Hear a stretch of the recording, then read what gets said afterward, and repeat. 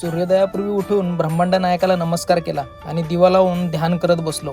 इकडं वर चिमण्यांची भांडणं लागली होती. नंतर बापलेकीने छान गंध लावला आणि भुबूला पण गंध लावून छान छान देवपूजा केली. आणि सूर्यनारायण दिसत नव्हता म्हणून लेकीला योगा शिकवत होतो.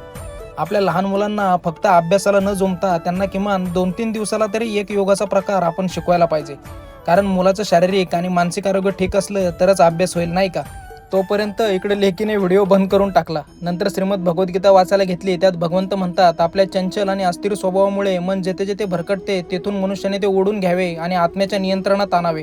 आपलं मन स्थिर करणे आवश्यक आहे. नंतर सूर्यनारायण दिसल्यावर नमस्कार करून लेकीने घेतलेला असा पुसला. चिवताई कशी खाते हे दाखवल्यानंतर पप्पाच्या हातानेच खाल्ल्यावर आम्हाला एवढा आनंद होतो बरं का. परदेशी बर्गरचं दुकान पाहून बायको म्हणाली, आपल्याला बर्गर घेऊन या ना संध्याकाळी. म्हणलं बर्गर? आपला वडापाव भारी, वडापाव, बाकी काय चालायचंच नाही का.